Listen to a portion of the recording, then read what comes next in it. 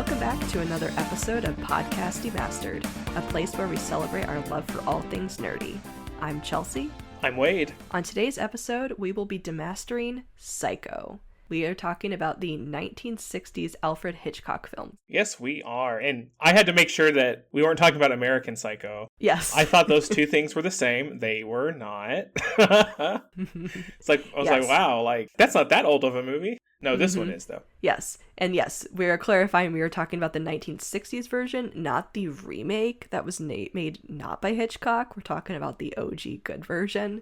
So we'll just also set the table at that. But this movie, we're probably wondering, because, you know, we've been doing kind of our annual watch of Hitchcock movies for like our Halloween type episode. But this year we're starting a new thing where we are going to review 2 Hitchcock movies a year. So we're going to do one that's kind of in celebration of his birth month. Hitchcock was born August 13th, 1899.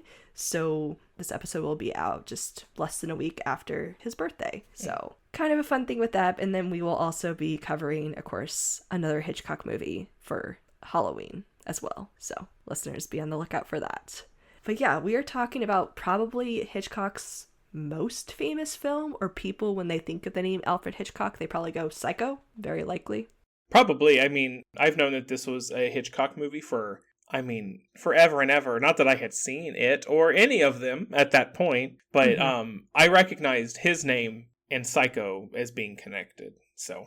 Yeah. And I think a lot of people too, just because Psycho in general, just as well as a lot of Hitchcock's like techniques have been just incorporated into pop culture. We see so many references to his films, so many references specifically probably to Psycho. So a lot of people, if they go back and watch Psycho today, they're like, oh, I totally know this story because I'm familiar with it. But like at the time when this movie came out though, nobody had seen something quite like this before. This was an experience for so many people. And I think even if you even know anything about this movie, I think it's, of course, still worth it to go back and enjoy the original source and seeing how it all comes together. Because in a way, I feel like this movie is pretty different from some of these other Hitchcock movies we've covered. Oh, I noticed that too. It's definitely a Hitchcock film. Mm-hmm. You get that vibe, but it just seems so different than the other ones. And I read that like at the time when the movies came out, the critics were actually like super harsh,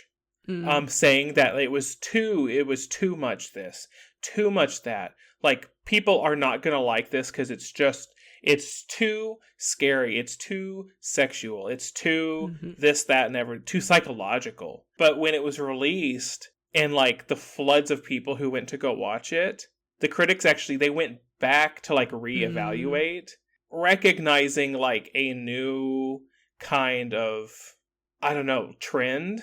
Yeah. A new place where film was at compared to like what had come before.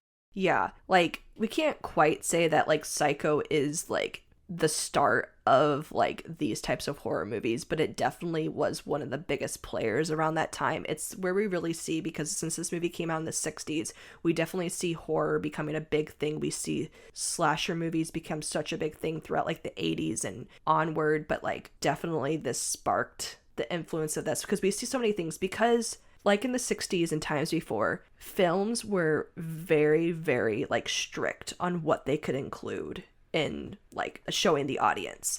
And this movie's like specifically talking about the infamous shower scene in this movie, about how this is a woman who appears to be nude taking a shower. That was just unheard of to even see something quite like that on screen. And we don't even get like full like nudity or anything like that. We just get these quick edits of different parts of body parts, and we get this such a visceral scene of a murder taking place. And that is also just something where like, you know, nowadays you probably watch a modern movie and you see somebody completely get shot or stabbed, just bleeding out all on the ground, just right in front of you, like full color. This is a very different experience. And it's something too, talking about how this movie is also different than other Hitchcock movies, because we see so many things with like the production itself, the editing, the music, this way the story is told. It's just very unique, and it's a really cool, nerdy, fun like film analysis. So it's really fun for me to talk about, I feel like.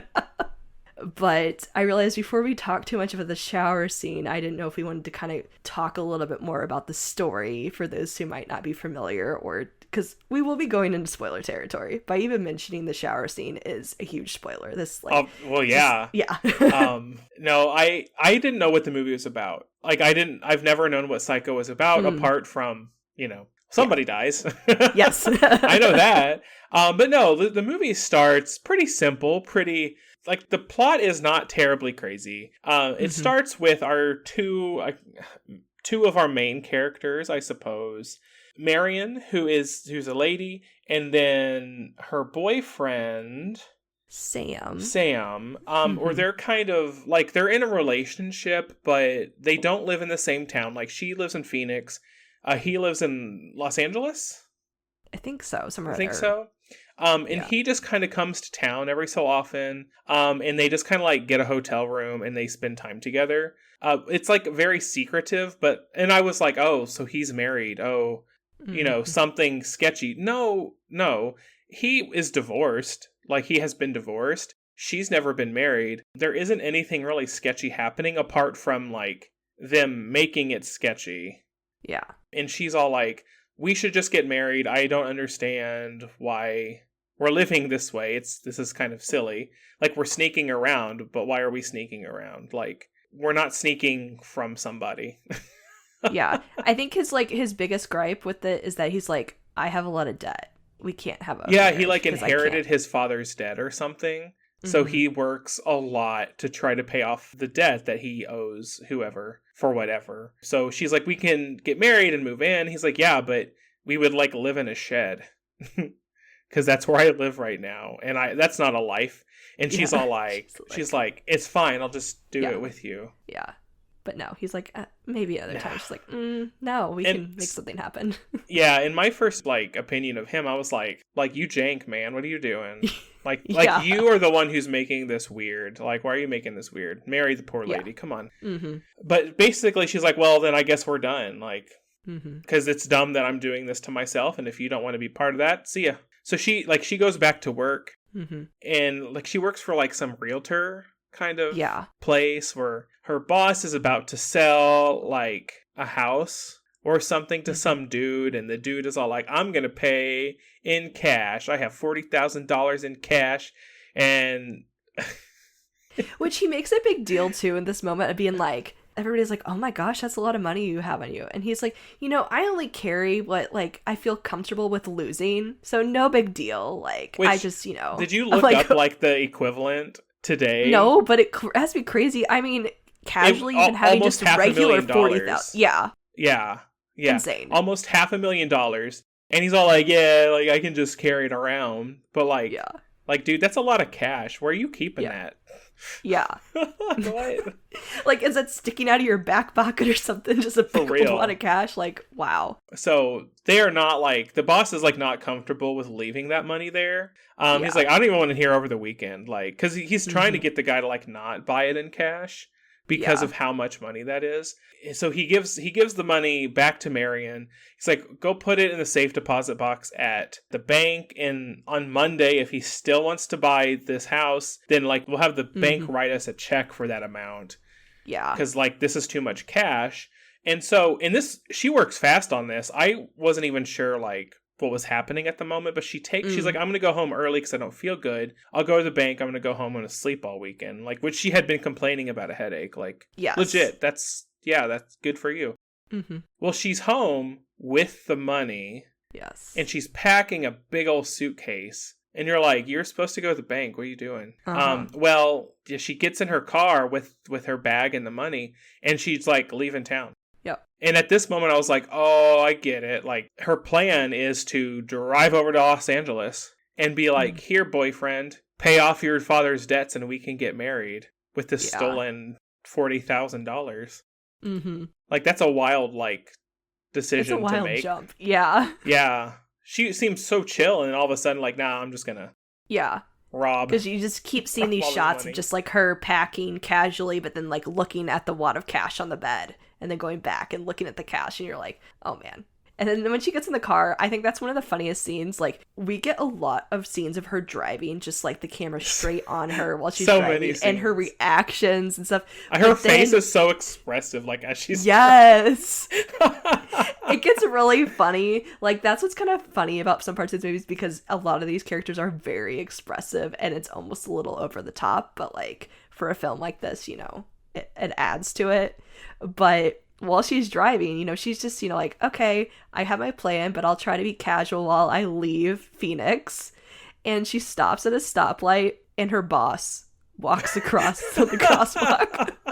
And he's like waving, and they're like waving at each other, like, like, howdy doody, like, how you doing? And then he stops, it's like, wait a minute. And like, then you were she's like, supposed to oh, go crap. home. Yeah. And she's like, oh. I'm out of here. Which, like, I mean, like, a woman in the 60s, like, driving from Phoenix to, like, Los Angeles. Dang, girl. Like, get it. Yeah. Like, that's not a casual drive either. That's a lot of mountainous, like, desert landscape. And especially when you don't have a GPS. Follow the signs, I guess. Yeah, which she kind of does. And that's, but I was like, oh man, those cars back then, like, I was surprised she didn't crash her car, because then it gets to a point where it's like raining really hard. I expected and she's, like, it so much. Yes. Or that her car would like spin off, like trying to dodge somebody. It didn't happen. We just kept getting these like scenes, like the tiny little windshield wipers. And I'm like, you can't even see. I can't even see what you're looking at, lady. Yeah, that... Like, I hope that's not how cars were at the time. But yeah, those windshield wipers were doing nothing. Like, yeah, flinging water around. Like, that's it. That's all it's doing. Yeah. But yeah, as we see with Marion, is that she's now on her way to go meet her boyfriend and hopefully get married together. But she gets really tired because, you know, that's... driving overnight and stuff, yeah. Yeah, it's not like, you know, just 2-hour drive or whatnot. But so she ends up like falling asleep on the side of the road, like parked in her car. And then a police officer shows up, and it just further adds like that suspension, that that anxiety and that tension. Yes. She's like, "Oh God, like I'm gonna get in trouble." Like, and he's all like, Yeah. "Are you okay?" And she's like, "No, I just went to sleep. But I'm gonna go. Get out of my way." And he's like, "You okay?" And she's like, "No, I'm fine. Am I in trouble?" And he's like, "I don't know." Like, what? She made it weirder than it had to be, because like she really did. She was trying to get out of there too fast, and yeah, and he was all like, just. Like, she asked, like, she's like, is there anything wrong? And he's like, you're saying no, but you're acting yes. Yeah. So I don't know. So he, like, takes her license and, like, looks at her, like, plates, her car and everything, her plates. And so she just kind of takes off. She goes into town, like, the next town over. Immediately upon arriving into the town, goes straight into, like, a used car salesman. Yes. And it's like, hey, dog, I want to, like, trade my car in for a new car. Please stop asking me questions. I don't have time for this nonsense. Just do it. Do it right now. Yeah. And the guy's just like, okay. Yeah, he's like, okay, well, we want to test drive his car, like, you know, spend some time with it. And she's like, no, I want it now. He's like, you know, normally I'm the one who's trying to like pressure convince you to do things. Yeah, be the tricky person and stuff. And she's like, no, here, how much money do you want? And he's like, I'll start with this amount. She's like, great. And he's like, wait, what? You're gonna take the car? You're not even gonna like negotiate it? Okay. No, and I'm like, girl, you're making yourself look so sketchy. Cause he's like, are you like running from somebody? Is there something wrong? And she's like, no, why do you ask? No, don't ask. I'm paying cash. I want the car now. The cop from earlier was driving through town and spots her. Like, he wasn't like following her, but he does spot her, so he parks on the other side of the street and just like gets out of the car and just like is just like staring at her, and she keeps turning around and like staring at him back, like full body facing towards him, like gasp, and then turns around to like complete her business. She does it like 20 times. Yeah. And I'm like, so then girl. Then the policeman like pulls into the used lot, and she's like got the new car and she's like getting out of there. And it's like, dude, oh my gosh, you are being so sus right now. What are you doing? Yeah. Mm-hmm. And kind of like a little side tangent on this, because we didn't mention who plays Marion is Janet Leigh. And for those who might remember, we have probably referenced her in earlier episodes. She is the mom of Jamie Lee Curtis, who has also been somebody we have talked about in quite a few episodes. But just kind of like watching this movie and like fully realizing like this is her mom, and also the like extra facial expressions and stuff. It's just fun. It is fun. Yeah. So yeah, she hops on the road with her new car, and like the used car salesman and the policeman just like eyeballing her because they're just like, dude, chill. And she's like, I can't. And then she's trying to get out of the lot so fast, and they're like coming closer, and she's freaking out. And then they're like, "Stop! You forgot your stuff." And she almost like, left all her stuff in her old car. She opens the door. She's like, "Just throw it in." Yeah, and just drives off. And then just takes off. Like, oh my god, dude. Try not to look suspicious. Apparently, the challenge failed. Yeah. Oh man. But no, so she takes off out of town. She's back on the highway, and it's raining. It's storming in her new car, and it's like a side-by-side highway, like a 2-lane thing. And so like she's like, again, we see her watching out her window, and it's storming and it's dark, and you see all these lights coming at her, and she's all like, yes, expressive face, very like oh my gosh. Yeah. But I mean, I was watching her do that, and I was like, yeah, that's for real. I get that. Yeah, I get that. Like, she's me so too, paranoid me too. in general too. Yeah. Yeah. So she ends up pulling off, but she sees like the Bates Motel over in the distance, and the police officer was like, "Next time you get sleepy, just stop at a hotel. There's like a bajillion of them on the highway. Like, just stop, because like this whole thing that you're doing now, this ain't safe, girl. Come on." And then she was like, "Stranger danger, I don't know you." And so she left. But anyway, so she sees the hotel, and she's like, okay, I'll go and like stay, I guess. And then here we are. We've made it to the Bates Hotel. Yes. And it's still, it's storming. She's got to honk to get the worker guy's attention. But he comes in, and he's a weirdo. Yeah. Norman Bates. Yeah. He's also just kind of like been alone, seemingly, for a while. Like, this is a motel that not many people come to. He was surprised that she was even there, because he even talks about how like this place might have like been a little more popular in the past, but because of like they changed where the highway went, that like people don't stop here anymore. And she's kind of like, oh, I totally made a wrong turn then at some point. Oh, she's like, I thought I got off the road there. Yeah. But yeah, so he's just like, yeah, we've got like all vacancies, so you go for it, girl. Yeah. And he's like, but I'll give you number 1. Right here next to the office. Yeah. Right next to the office. And would you like to come eat with me? Because that would be cool. I'm making sandwiches and milk. You can come have dinner with me. Yeah. And she's all like, okay. Okay.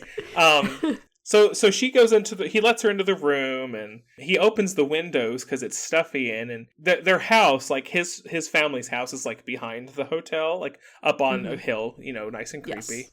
And from the house, she can hear his mother like throwing a fit about him like inviting her up for dinner. Yeah. Because like, what man invites strangers to dinner? And that's what like man invites a woman. Yeah, that's devil worship. Unholy and thoughts. She's a hussy. So he brings dinner down to the hotel to share with her, and they have quite a conversation. Yeah. Yeah. It was a nice conversation. Like, they were really getting to know each other and explaining a bit about Norman and his relationship with his mom, and about how she's crazy, but he loves her and he'll just take care of her and it's fine. Yeah. But Marion does like kind of trigger him because of asking like, well, why don't you like put her in an institution? And he's like, excuse me. And then you see like the conversation really shift, and he's kind of like gets really defensive of his mom and almost like threatening and menacing to her. And she's like, sorry, I didn't mean anything. Like, I'm sorry. Like, don't hurt me now. Like, yeah, like chill. We were just talking and we were just sharing our feelings, Then he kind of slowly calms down. And you're like, okay, I guess the situation is a little less tense, but a little awkward now. And she's like, okay, I'm gonna leave now and go to sleep. And he's like, when you have breakfast with me in the morning? And she's like, I'll be leaving early. And he's like, if you want to bring it down like super duper early. And he was like, okay. Yeah, he's but like, also, okay, how early? We forgot to say that when she like signs the registry in the hotel, she gave a fake name. Yes. And said that she was from Phoenix, or she was from Los Angeles. But when they were having their conversation, she gave away her real name and that she was from Phoenix.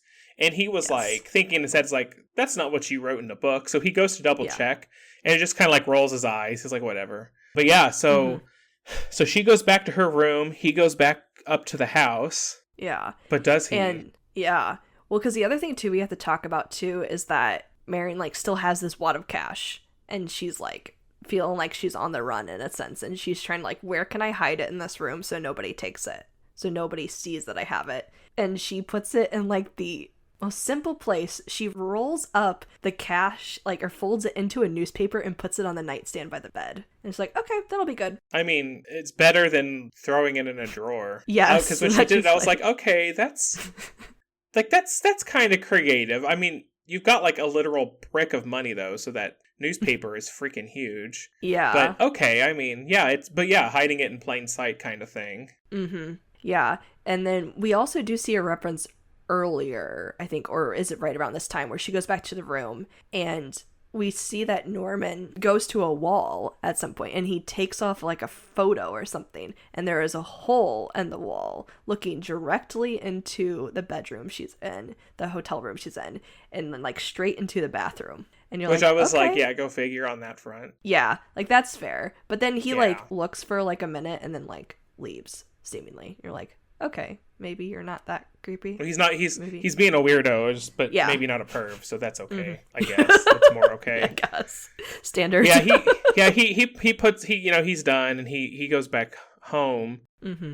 She's found the money, and you kind of see her have a change of heart a little bit about her life situation, where she's kind of like, what am I doing? This is kind of crazy. Like, I've stolen all this money. I'm running off. Like, I should own up to it. I can still fix this, Mm-hmm. So the shower scene begins. Yes, where Marion decides to. It's in the evening, take a shower. So everything seems normal. Mm-hmm. Nope. And then you see the door open, like, through the shower curtain. Yeah. But it's a lady. Yes. And the music. The most iconic music. Oh, yeah. Although, like, can I say the soundtrack for this movie is actually really good? You have the classic Psycho, like, parts that people remember, right? Mm-hmm. But also, like, I noticed that the other parts of the soundtrack are almost, like, calming. They're very, like, lovely and relaxed. If there's music playing, because music doesn't play throughout the whole movie. But you get a lot of very relaxing, calming stuff. But then you have this high tension, anxious, like the stabber is coming. You have that stuff too, and they do a really good job of using those things throughout the movie. I appreciate that. No, I think definitely the music is such an important part of this movie as well, because we'll talk about right after the shower scene as well, diving into that part. But like, not that like Hitchcock's movies don't have music, and obviously they add to the suspense, but I felt like it even more so was really there, because this movie does also have a lot of quiet moments where there isn't much dialogue. We do get like dialogue dumps here and there, but we get lots of moments where we're just watching these characters and just like seeing them react, and you're just having that music there to carry us through those scenes. So yes, the shower scene. And it's so funny because, like, she comes in and, like, throws the curtain back, and Mary turns around and it starts. I mean, she's shrieking and holding her hands up to, like, guard her, but, like, she's stabbing with the knife, and it was so funny because I had never really noticed, I guess, like, how fake it looked, I guess. Yeah. Because there's no special effects here, right? There's nothing. No. She has a knife and she's like stabbing it towards her. But the camera is shifting, I mean, constantly. Yeah. And like she's stabbing her, like she is killing her. But you don't get there is nothing on her body that supports that she's been stabbed outside of like a lot of blood running in. Yes, which is bathtub. kind of intense. Yeah, and we see that down the drain and everything. But it's really because, of all those super like strict like rules and stuff that we see this. But that's why it was so different back then. My gosh. Yeah. And that's the thing too. Like, we do get like, because she is like nude and stuff, but the thing is, I guess, like, even when they were rating this movie and stuff, they were kind of like, oh my gosh, you're showing a woman's body. We can't have this. And he's like, I'm barely showing you anything. And these are just really rapid fire images. Like, get over it. This is how I wanted to make this movie, and this is how I want people to feel. So deal with it. But yeah, it is crazy because it's insane editing, especially for that time, to have them have cut together so many of those quick shots. It is very fascinating to see, because nowadays, like, yeah, we can do that very easily. It's very digital, but this, was film. Also, I don't think we clarified, like, this movie was in black and white too. So this was, like, I think one of Hitchcock's last black and white movies. I think. Maybe. I would imagine. I was when I saw when it came out, and then that it was in black and white. I was like, oh, okay. Yeah. I wasn't expecting that. Mm-hmm. Yeah, and I don't remember specifically if there was a specific reason why he picked black and white, because I know the production for this was really fascinating, like, of who he had to use for this film and the funding that was involved, because nobody wanted to fund this movie. In a sense, they were very skeptical of this. I know I'm going off on a tangent, but I wanted to clarify. So Psycho is actually based off of a book of the same name. The book came out only a couple years before this movie was released, and the book is actually loosely based off of a real-life serial killer in Wisconsin. It's pretty neat. Mm-hmm. I mean, a weird, like, connection to real life. Yeah. Like, ooh. Yeah, no, it's you can read about it later. We're not going to talk about the Grizzly Kelly and stuff that, but yeah, it's an interesting tangent with that. But because of this film, Hitchcock had recently finished his TV show, because he had like his Hitchcock Presents show. So he used his TV crew to work on this movie to like save costs by using like a different team, by not using actually a film crew, but his TV crew. Huh. On like a studio lot to film this movie. That's neat. Mm-hmm. Yeah. So anyway, a side tangent on the facts and the interesting things involved. There's definitely a lot. And there's things that definitely I don't know regarding this production. There's also a movie that's called Hitchcock. It came out in 2012. It has a pretty great cast. Like Scarlett Johansson is Marion Crane. We have Alfred Hitchcock played by Anthony Hopkins. I think it's Helen Mirren is his wife. And so it's... What a collection of people. Yeah. It's quite an interesting movie. That movie is also apparently based off a book as well, but it's all loosely based off of the production of Psycho itself. And talks about, like, yeah, all the behind the scenes stuff. And you learn more about, I think we've referenced before, like, Hitchcock's wife was very involved in his films and, like, helped write his scripts, and like she was a big power player in his movies to make them what they are, and really helped to like tweak these characters that we see to make them a lot more interesting and complex. So it's cool. It's an interesting movie. I recommend seeing it. Yeah, anyway, but those are my side tangents of facts. So all right, but so yes. To get back to our shower scene, I really wasn't sure, like, because I thought that this scene was going to be like one of the, like, maybe not the finale of the movie, you know, but I thought it was going to be like way farther in, but this is like 40 minutes in, maybe. Yes. Like there's still another like hour left.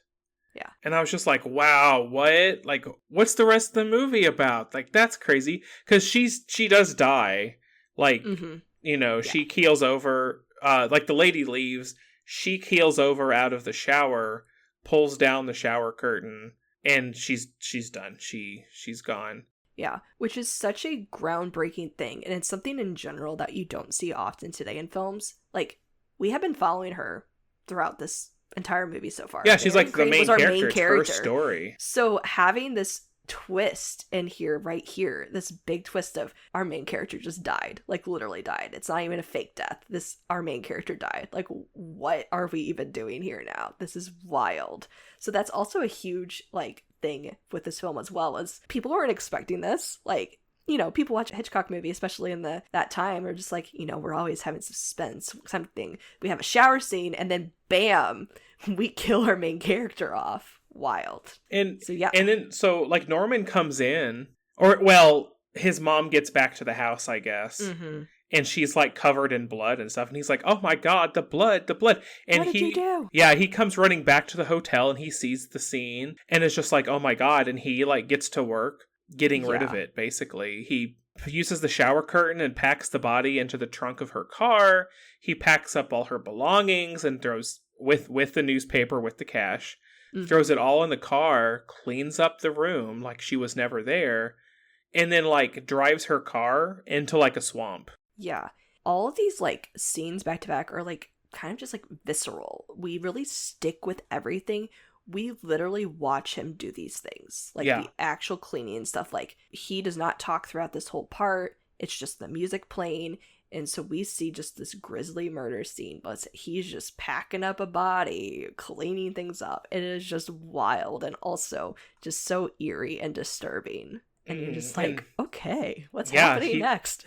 He finishes it all up, and like goes back home. And you're like, okay, but but there's still an hour left. Like, what are you doing? Like, what is happening? So, like, and then you meet up with her sister. Yes. Right? Her sister has driven all the way to Los Angeles because I guess she, like, knew about Sam, about the boyfriend. Mm-hmm. So she goes to meet with the boyfriend, who we haven't seen since the very first scene of the movie. Mm-hmm. Sketchy. Yeah, right.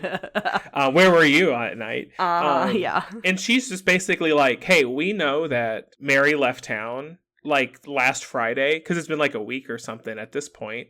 Yeah. She's here, right? Like, she's got to be here. And Sam's like, I don't know what you're talking about. Yeah. So they're kind of like arguing about it. And she's like, I don't care if she is here. I just want to know that she is here because she's like missing. Mm-hmm. And also she's allegedly stole all this money, you know, but then an investigator, a detective comes in, like a private investigator comes in, and he's like, well, I've got questions for both of you. Yeah. Because you're both sketch. Yeah. Mm-hmm. Yeah. And he was really grilling Sam. Yeah. Which, like, I guess that's fair. Mm-hmm. Like, she stole all this money supposedly for you. Yeah. Like, all of these dots are lining up, so I don't know. He's like, where is she in the store? Where are you hiding her? Is she somewhere else? Come on. She's in the city somewhere, and I'm gonna find her. Yeah. And Sam's like, well, let me know if you do. And then the investigator's like, well, you could tell me and it would make it easier for me. He's like, I don't know anything. Stop questioning me. Which is totally fair to be totally grilling him. Exactly. But yes, as we know, the viewer, they have no freaking idea where she went. They really don't. So the investigator's like, okay, footwork. Let's find out where she went. So he like visits like every single hotel in Los Angeles. Like, oh my God, think about that for a second. Yeah. But there's no record of her anywhere. So he starts to like work his way out from the city, and he comes across the Bates Motel. Mm-hmm. Where he meets Norman. Yeah. And he's immediately like, oh my gosh. Well, yeah, he asks Norman all these questions, and Norman is just like his initial like story. Fine and dandy. Yeah. He could have shut up and the detective would have left and everything was fine. But he applied a tiny bit of pressure to this man and he folded. Like, he started losing track of his own story immediately. Yeah. And they're like, okay, well, let me see your registration book. Because she was going by a fake name, probably. And the second he saw that name, he's like, oh, I have like a sample of her handwriting. And Norman is like, oh, shit. And then he looks at that. He's like, yeah, that was absolutely her. Here's your picture. Here's the like, come on, after he'd been like, nope, I don't know who this woman is. Never seen her before in my life. Oh, yeah, no. Oh, yeah, she was that girl I saw a week ago. Yeah, she was here like a week ago. Yeah. Idiot. We didn't talk, but we did, kind of, you know. I didn't see her. She went to bed. We did have a meal together. And this investigator's like, okay. Like, you're all over the place, man. Like, okay. Like, why? Like, I'm not blaming you, but now I'm going to start questioning it's what just happened like here. It's just like Mary with the police officer earlier. Like, I wasn't suspicious. I was just asking questions, but now you're being real weird about it. So I'm going to keep asking you some questions. Yes. Oh my gosh. And yeah, so Norman is not handling the situation. And the guy's like, okay, well, I'm going to just kind of meander about, but I'll come talk to you if I need to. And Norman's like, okay, I'm just going to go place the linens on the bed. So bye. But you can come with me if you want. Yeah. Because then like, you can look in all the rooms while I'm cleaning. It's fine. Well, because then the investigator goes, wait, is somebody up in that house? And he was like, no, I said you can help me with the linens. You can come question me. And he's like, but somebody's in there. And he's like, he sees the silhouette of a woman. Yeah. Yeah. And then Norman's kind of like, it's my mom. She can't talk. And the investigator's like, well, I'm going to see for myself if she can talk. And he's like, no, she cannot. She's ill. And the investigator's like, okay, I'm not dropping this. Like, I don't care. I want to ask this lady because it seems like maybe she did see Marion and I would like to know. Well, I think in his head, he thinks that the silhouette is Marion. Yes. Because he grilled him about like, I bet, did she like pay you a bunch of money to like hide her away or something? And Norman's like, no, that's crazy talk. So he sees the silhouette and he's like, that's Marion. Like, you're hiding her in the house. So I that's what I thought. But yeah, he heads up to the house without Norman. Just like walks in. Just, you know. Very bold. Which people do a lot in this movie, just like walk into houses, like no big deal, Yes. It's fine. We don't knock on doors around here. Nope. But no, he goes up the stairs and yeah, he meets a woman at the top of the stairs and gets stabbed. And falls down the stairs. Well, he slides down the stairs like upright. Oh, yes. I love that. That little effect of him like falling with his arms, but like his feet are actually like carrying him down the stairs. That was fun. Where he just collapses and is dead. Yes. And you're like, okay, well, we thought we also had another new main character as well, or another side character dead as well. I know, it's like, what is happening? So then from that point, Norman also freaks out too about that his mother killed. Yeah, he comes in and sees this new body, and it's just like, great, something else I gotta deal with. Yeah, so then dumps that body also in like the swampy area as well. Like, this swamp is a popular place, my goodness. Yeah, for real. Yes, but then we do cut back to, Marion's sister and the boyfriend. And, well, the sister is specifically freaking out, being like, I don't know why the investigator hasn't called. He said he was going to look into this stuff. Like, we need to deal with it. And the boyfriend's kind of like, it's fine. Like, we'll hear back something when we do. And she's like, no, I don't think you understand. Because, like, I think, well, then they call the police, don't they? They get the police involved.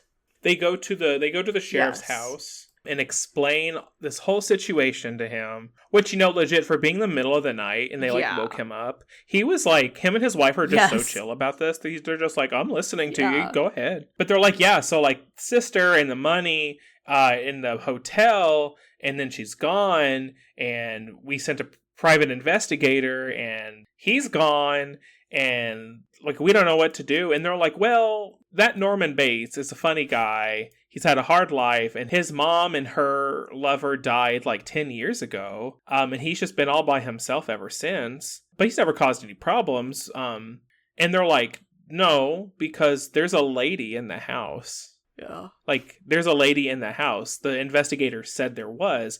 And they're like, no, there's not, because we were at her funeral. And they're like, well, somebody's crazy. So they call Norman. The sheriff calls Norman, is like, hey, you got a lady living with you? And he's like, nah. And they're like, thanks, okay. Sorry to bother you at night. Thanks, Norman. Bye. Yeah. See you in church. Like, pretty much.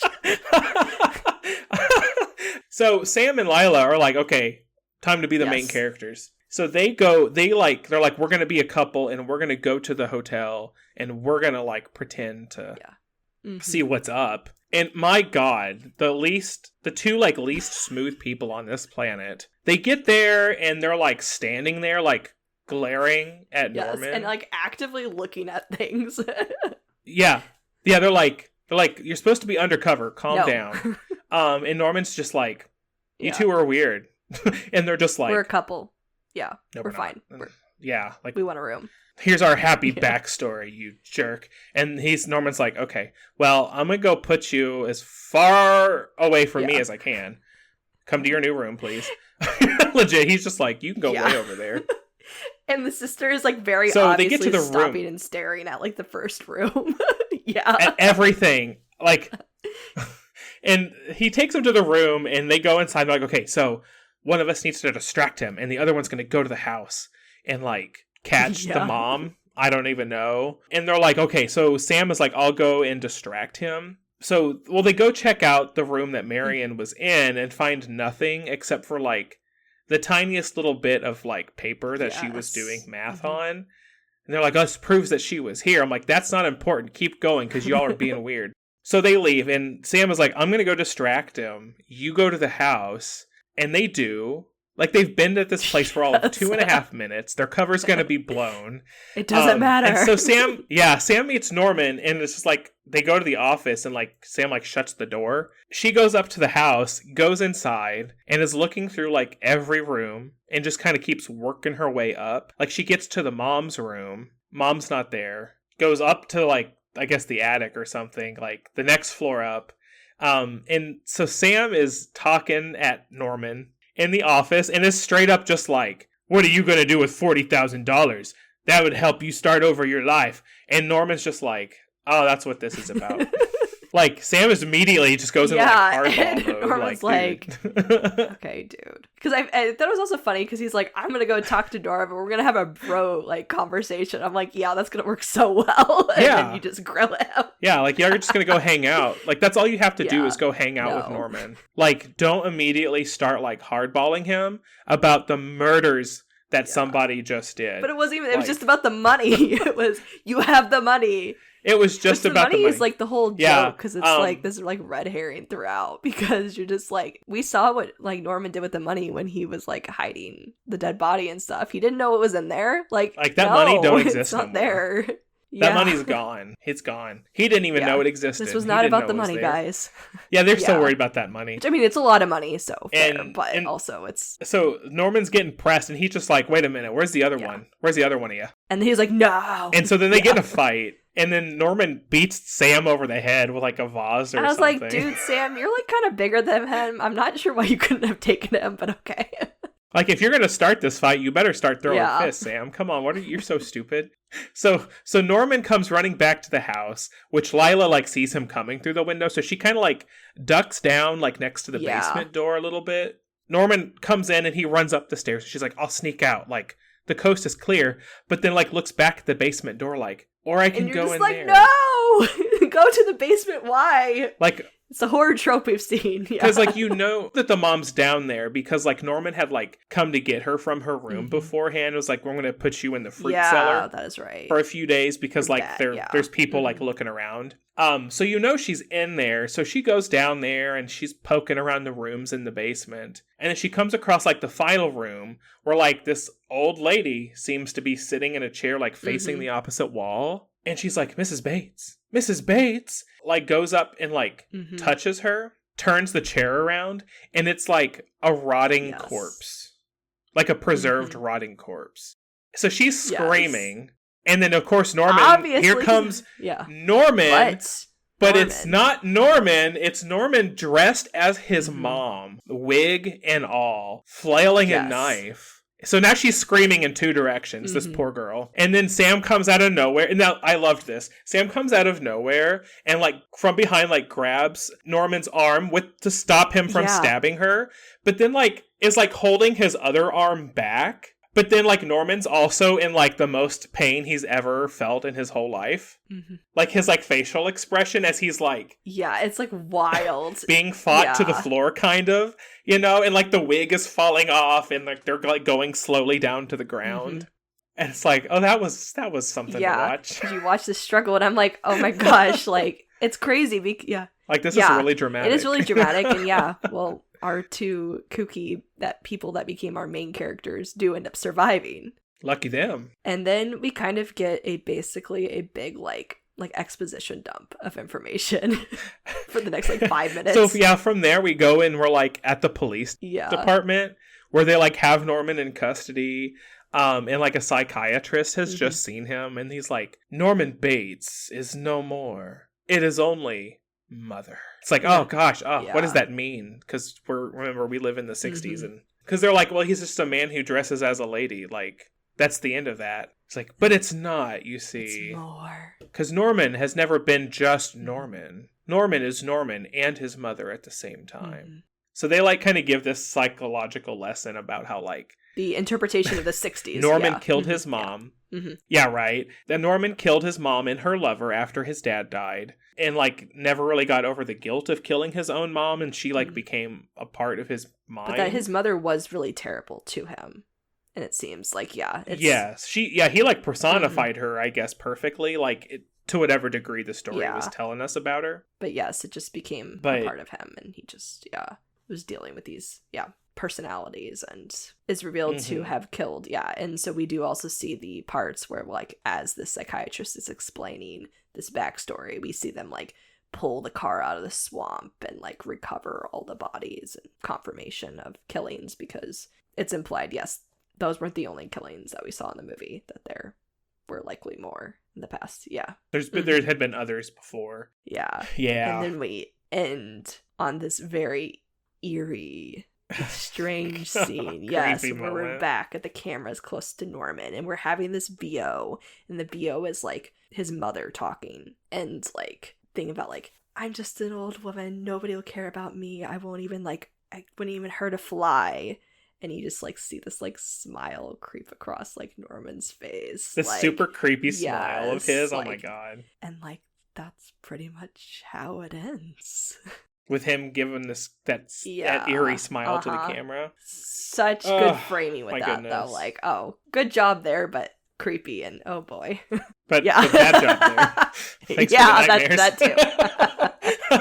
Oh my gosh. No, I'm glad we did this one. I feel like this movie was a long time coming. As far as our Hitchcock watches. Glad we did it. We should watch Psycho 2 next time. Not a Hitchcock movie, but yes, there's not a Hitchcock movie. we can look at covering that if listeners want us to hear, because there's 2, 3, and 4, I think. Well, 4 is like a TV movie or something, right? Something like that. But it's wild to see something that just spiraled all these things, or like it's a whole, which is kind of how like horror movies after that happened, like horror-ish movie. Yeah. Well, yeah, you got to keep the franchise going. Keep our main character alive, our main villain.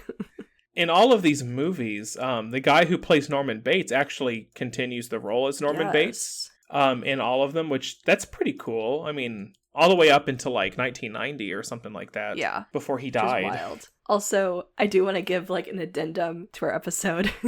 Apparently, it's not near Los Angeles where this takes place. It's actually near San Francisco, which is even a crazier drive that Marion was trying to drive, because like by today's standards, that's like an 11.5-hour drive from Phoenix to San Francisco. Like in today's standards. For today.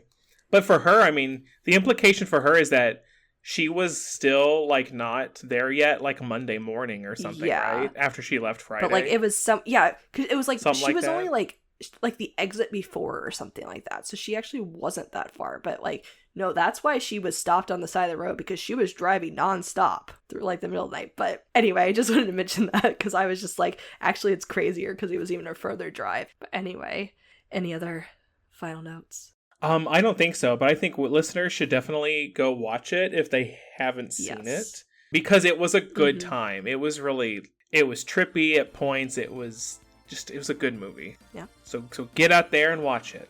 Yep. And that's it for another episode of Podcast Demastered. If you enjoyed hanging out with us today, don't forget to follow and subscribe, leave us a review, and tell a friend.